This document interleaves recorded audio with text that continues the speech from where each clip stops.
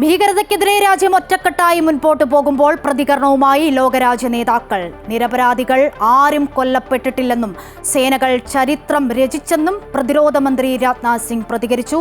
ഇന്ത്യയെ അനുകൂലിച്ച് ഒട്ടേറെ ലോകരാജ്യങ്ങളും രംഗത്തെത്തി. പാകിസ്ഥാനിലെ ഭീകര കേന്ദ്രങ്ങൾ ലക്ഷ്യമിട്ട് ഇന്ത്യ തിരിച്ചടി നടത്തിയത് പ്രധാനമന്ത്രി നരേന്ദ്രമോദിയുടെ നിരീക്ഷണത്തിലാണ്. രാത്രിയിലുടനീളം മോദി ഓപ്പറേഷൻ നിരീക്ഷിച്ചുവെന്ന് വാർത്താ ഏജൻസികൾ റിപ്പോർട്ട് ചെയ്തു. ഇന്ത്യക്ക് നേരെയുള്ള ആക്രമണത്തിന് മറുപടി നൽകാനുള്ള അവകാശമാണ് വിനിയോഗിച്ചതെന്ന് പ്രതിരോധ മന്ത്രി രാജ്നാഥ് സിംഗ് പ്രതികരിച്ചു. സമചിത്തതയോടെയും മാനവികത ഉയർത്തിപ്പിടിച്ചുമാണ് സേന പെരുമാറിയതെന്നും സാധാരണക്കാരെ ആക്രമിച്ചിട്ടില്ലെന്നും ലക്ഷ്യം നടപ്പിലാക്കിയെന്നും രാജ്നാഥ് സിംഗ് വ്യക്തമാക്കി. सतर्कता और संवेदनशीलता के साथ कार्रवाई की है।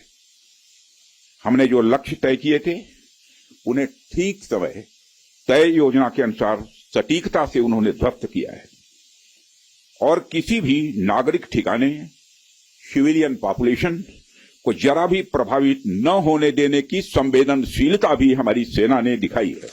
ഓപ്പറേഷൻ സിന്ദൂറിൽ സൈന്യത്തിൽ അഭിമാനമെന്ന് ലോക്സഭാ പ്രതിപക്ഷ നേതാവ് രാഹുൽ ഗാന്ധിയും പ്രതികരിച്ചു. ഭീകരതയ്ക്കെതിരായ പോരാട്ടത്തിൽ കോൺഗ്രസ് സേനയ്ക്കും സർക്കാരിനുമൊപ്പം ഉറച്ചു നിൽക്കുന്നുവെന്ന് കോൺഗ്രസ് അധ്യക്ഷൻ മല്ലികാർജ്ജുൻ ഖർഗെയും വ്യക്തമാക്കി. ഓപ്പറേഷൻ സിന്ദൂർ തിരിച്ചടിയായിട്ടില്ല, ലോകനീതിയായിട്ടാണ് കണക്കാക്കുന്നതെന്നും കേന്ദ്ര സഹമന്ത്രി സുരേഷ് ഗോപിയും പറഞ്ഞു.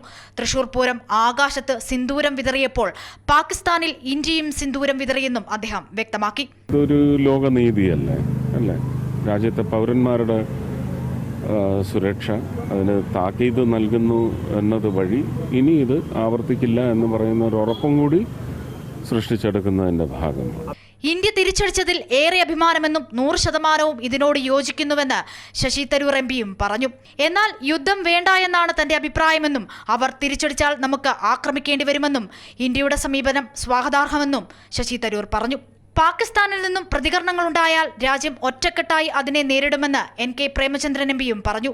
സൈനിക ദൗത്യത്തിന് പ്രതീകാത്മകമായ ഉചിതമായ പേര് നൽകാനായെന്നും പ്രേമചന്ദ്രൻ എംപി പ്രതികരിച്ചു. വളരെ ശ്രദ്ധേയമായിട്ടുള്ള സംഗതി മനസ്സിലാക്കാൻ കഴിയുന്നത് ഇപ്പോൾ നടന്നുകൊണ്ടിരിക്കുന്ന ഈ ആക്ഷൻ ഓപ്പറേഷൻ സിന്ദൂർ എന്ന പേരിൽ വളരെ പ്രതീകാത്മകമായ നിലയിൽ തന്നെയാണ് ഈ ഓപ്പറേഷന് ഗവൺമെന്റ് നാമകരണം ചെയ്തിട്ടുള്ളത്, ഇന്ത്യൻ സൈന്യം നാമകരണം ചെയ്തിട്ടുള്ളത്. ഈ നടപടികൾക്കൊപ്പം പഹൽഗാം ഭീകരാക്രമണത്തിന് ഉത്തരവാദിയായവരെ കൈമാറാനും ഭീകരവാദ ക്യാമ്പുകളൊന്നും പ്രവർത്തിക്കുന്നില്ലെന്ന് ഉറപ്പാക്കാനും കേന്ദ്ര സർക്കാർ പാകിസ്ഥാനുമേൽ സമ്മർദ്ദം തുടരണമെന്ന് CPM PBയും വ്യക്തമാക്കി. ഇന്ത്യയുടെ തിരിച്ചടി പ്രതീക്ഷിച്ചതാണെന്നും അമേരിക്കൻ പ്രസിഡന്റ് ഡൊണാൾഡ് ട്രംപും പ്രതികരിച്ചു. ഇന്ത്യയെ പിന്തുണച്ച് ഇസ്രായേലും ആശങ്കയെന്ന് UN വ്യക്തമാക്കി. News desk, Amrita news.